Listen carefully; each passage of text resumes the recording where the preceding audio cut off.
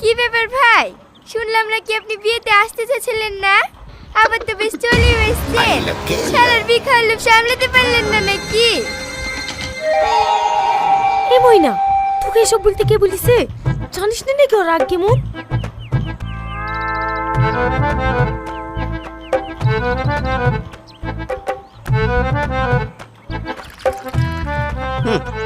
পানি কাছে দিছ? কেন আপনাকে দিচ্ছি? ধর শালা, খাবো না।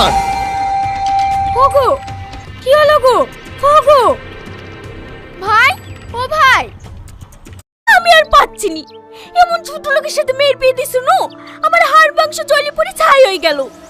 কেন এখন আবার কিলি ঝামেলা পাকালো? একটু টিবলে পানি দেওয়া হয়েছে বলে বাবু ফলে পালিশ। বাবু টিবলে পানি খাওয়াবে না, বাবু কিনা পানি খাবে। বাড়িতে তো কত্তর পানিও জোটে না। মায়া চুপ করো। কি চুপ করবে? মেয়ের ঘর তো, তার লেগে কিছু বলতে পারিনি। নাহলে আমার নামও মায়া, ওরকম জামাইকে কাপড় কাচা করে খুঁজতো। ওর রাগ যে কত আছে তাই আমি দেখতো। মা, জামাই তুমি আসো বাবা, আসো, চলো খেয়ে নাও গা। ওগো চলো খেলেও গা।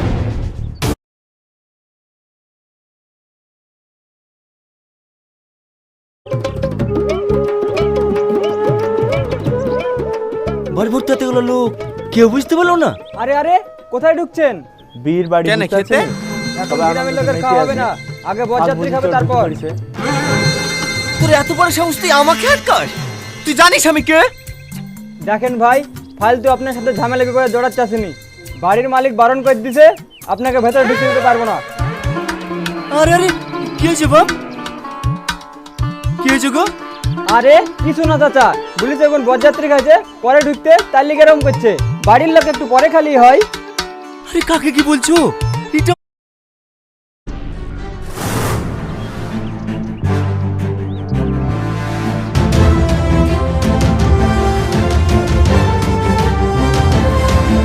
ওগো, তাদের একটা কাছে থাল দাও। এখন আবার কার সাথে কি হবে? তাড়াতাড়ি দাও, তাহলে তোমার ধেই পাত্রে যাবে, আবার খেপে যাবে।